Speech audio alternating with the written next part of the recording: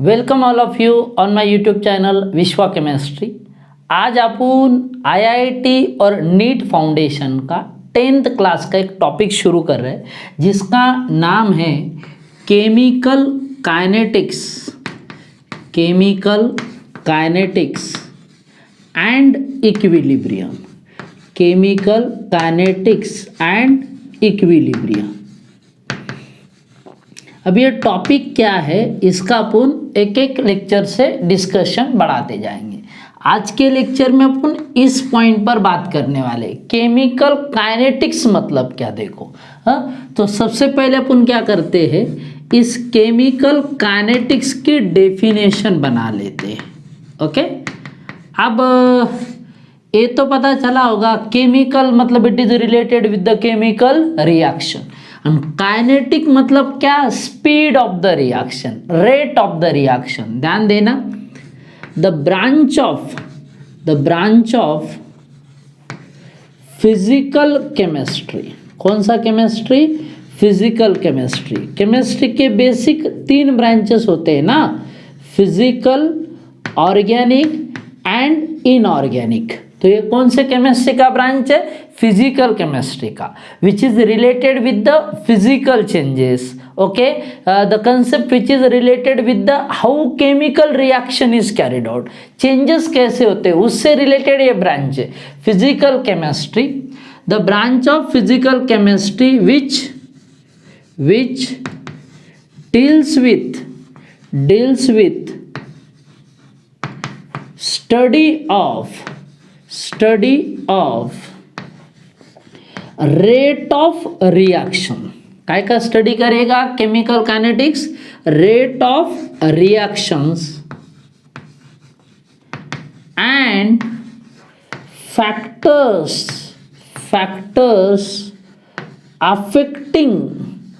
affecting rate of reaction.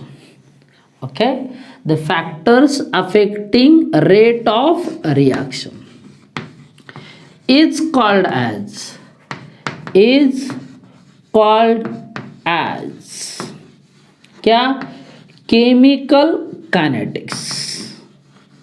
ध्यान देना, एक बार वापस से डेफिनेशन को पढ़ते हैं। क्या दिया? The branch of physical chemistry which deals with the study of rate of reaction and factors affecting the rate of reaction.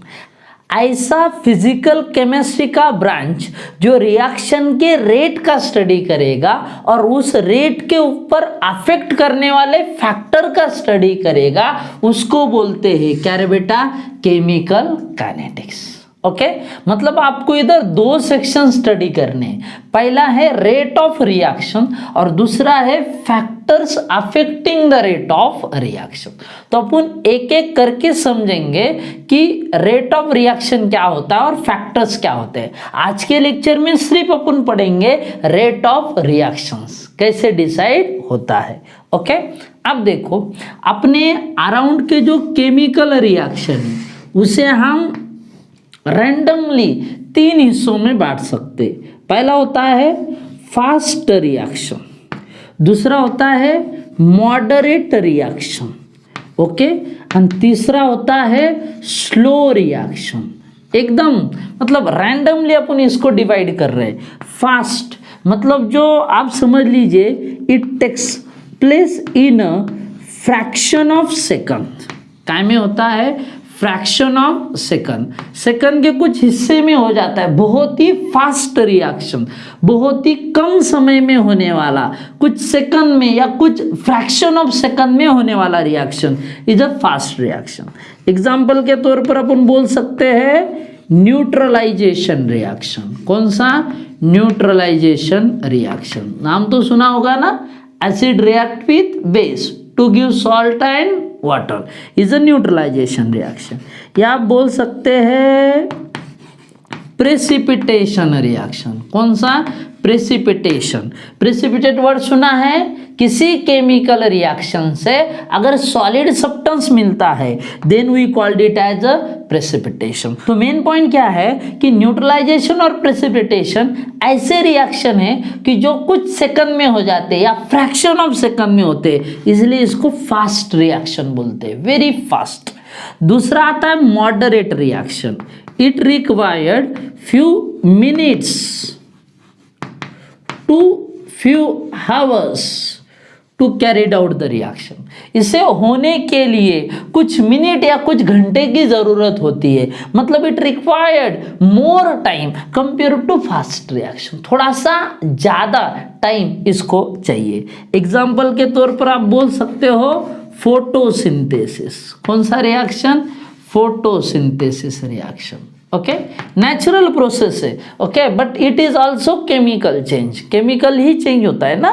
Photosynthesis में क्या होता है? CO2 H2O के साथ जाके बनाता है carbohydrates with the liberation of oxygen. Okay, उसको अपन बायोकेमिकल रिएक्शन बोल सकते हैं, क्योंकि केमिकल चेंज है but carried out in a plant, in a living organism, so it is biochemical reaction. और you may say digestion of the food.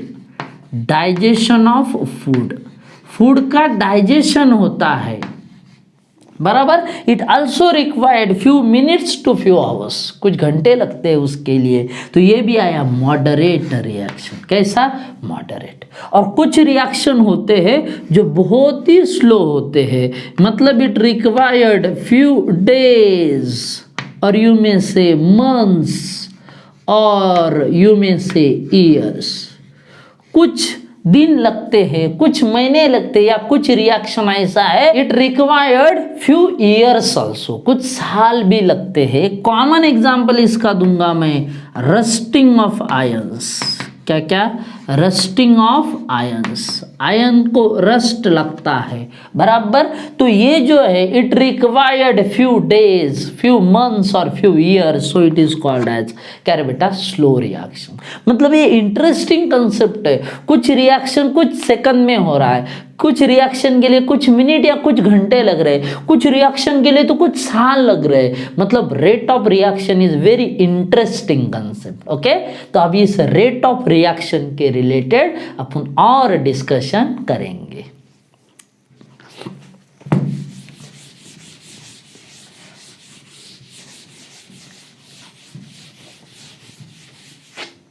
तो देखते हैं rate of reaction.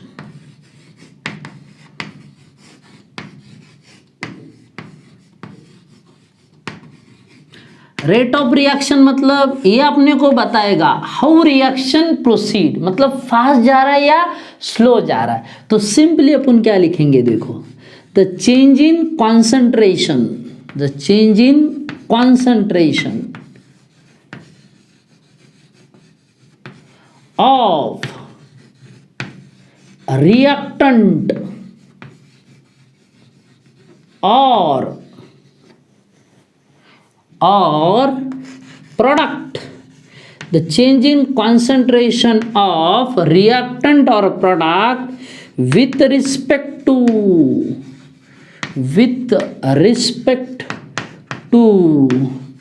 change in time. okay, किसी reactant और product का concentration कितने से कम होगा या बढ़ेगा, चेंज होगा, हाँ, with respect to change in time is called as, क्या रे बेटा? Rate of reaction. उसको ही अपन बोलेंगे क्या? Rate of reaction. अब इसके लिए फॉर्मूला क्या होगा, देखो, rate is equal to change in concentration, change in concentration of reactant or product upon, क्या है बेटा? change in time, उसके लिए कितना टाइम लगा। ओके, मतलब R is equal to change in concentration upon, क्या है बेटा? Change in time. क्लियर? अब इसमें यूनिट क्या होगा, देखो, unit of rate of reaction is, क्या यूनिट यूज कर सकते हैं, देखो बात को समझो। कॉन्सेंट्रेशन अपॉन टाइम है तो कॉन्सेंट्रेशन का यूनिट क्या रहता, मोल पर डीएम क्यूब, या फिर उसको अपन मोलार बोलते, क्या बोलते हैं, मोलार, या अपन क्या बोलते हैं, मोल पर डीएम क्यूब। और टाइम का क्या रहता, सेकंड, तो मोल पर डीएम क्यूब पर सेकंड, या फिर आप बोल सकते हो मोलार पर सेकंड। क्या बोल सकते हो, मोलार पर सेकंड। तो ये हो गया यूनिट काय का, रेट ऑफ रिएक्शन का। या फिर आप इसको ऐसा भी बोल सकते हैं, ये जो डीएम क्यूब है इसका मतलब होता है लीटर, तो आप ऐसा भी बोल सकते हो मोल पर लीटर, पर लीटर मतलब ये डीएम क्यूब, ओके। हाँ, और टाइम का यूनिट क्या है बेटा, पर सेकंड। तो क्या कितने यूनिट बताए, 3, मोल पर डीएम क्यूब पर सेकंड और मोल पर लीटर पर सेकंड, ये दोनों तो सेम ही है। और ये मोलार पर सेकंड है, कैसा है, मोलार पर सेकंड। अपन इस कंसेप्ट को एक एग्जांपल के साथ समझते हैं। समझो एक रिएक्शन है जिसमें ए कन्वर्ट हो रहा है, किसमें, बी में। अब देखिए आप, रिएक्शन हो रहा है मतलब कंफर्म ए का कॉन्सेंट्रेशन कम होगा और बी का कॉन्सेंट्रेशन बढ़ेगा।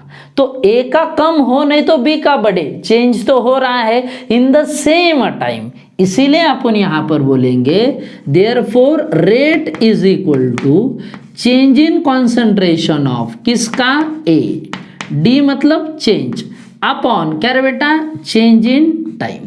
या फिर आप ऐसा भी बोल सकते हैं change in concentration of B upon क्या, चेंज इन टाइम, ओके। सिर्फ इधर इंटरेस्टिंग टर्म ऐसा है, जब आप कोई रिएक्टेंट लिखते हो तो उसके सामने माइनस लिखते हो, क्या लिखते हो, माइनस, और प्रोडक्ट में कुछ भी नहीं, मतलब कंफर्म वहां पर क्या है, प्लस। बात को समझिए, rate of reaction for a reactant is indicated with negative sign. अब इसका मतलब क्या होता है कि ये जो चेंज इन कॉन्सेंट्रेशन है किसका, ए का, ये माइनस में आएगा ना, क्योंकि उसका कॉन्सेंट्रेशन क्या होगा, डिक्रीज। तो माइनस में आया तो इधर माइनस साइन नहीं होगा, तो रेट भी माइनस में आएगा। इसीलिए रेट माइनस में ना आए, इसीलिए माइनस साइन डाल दिया, क्योंकि माइनस माइनस क्या होगा, प्लस, ओके। इधर दिमाग में रखना, negative sign, negative for reactant, reactants indicates decrease in concentration. क्या बताता है, डिक्रीज इन कॉन्सेंट्रेशन। कंसेप्ट को समझिए, वो माइनस आने वाला था, माइनस माइनस को प्लस करने का अपने को, इसीलिए इधर माइनस, ओके। आप प्रोडक्ट का देखेंगे तो उसका कॉन्सेंट्रेशन बढ़ेगा ही ना, समझ में आ रहा है। रिएक्टेंट का कॉन्सेंट्रेशन डिक्रीज होगा, इसलिए इधर का चेंज माइनस आएगा, लेकिन रेट प्लस में चाहिए, इसीलिए सामने माइनस लगाया।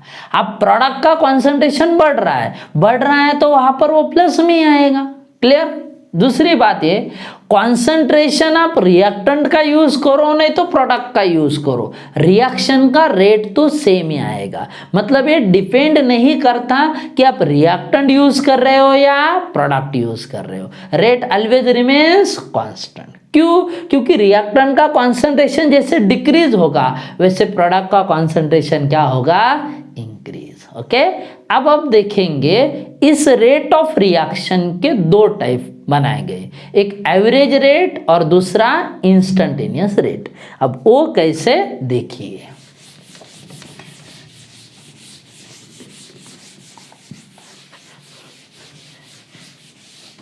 अब देखो एक रिएक्शन लिया जो अभी मैंने कंसिडर किया था, ए कन्वर्टेड इनटू बी। अब इसमें दो टाइप है, जैसे मैंने अभी कहा, एवरेज रेट ऑफ रिएक्शन पहला टाइप और दूसरा है इंस्टेंटेनियस रेट ऑफ रिएक्शन। एकदम सिंपल कंसेप्ट है, अब आराम से सुनिए। अब देखिए, जब रिएक्शन हो रहा है तो ए का कॉन्सेंट्रेशन क्या होगा, डिक्रीज। अब रिएक्टेंट अगर कम हुआ तो रिएक्शन का रेट जो है वो भी कम होगा। मतलब जैसे रिएक्शन होगी तो जो रेट है रिएक्शन का वो कांस्टेंट नहीं रहेगा, वो वेरिएट होगा। थोड़ा थोड़ा थोड़ा थोड़ा क्या होगा, कम होगा। ओके तो मतलब शुरू में रिएक्शन फास्ट होगा, आखिरी में रिएक्शन स्लो होगा। तो ओवरऑल रेट अगर निकालेंगे तो उसको बोलेंगे एवरेज रेट ऑफ रिएक्शन। कैसा, एवरेज रेट ऑफ रिएक्शन।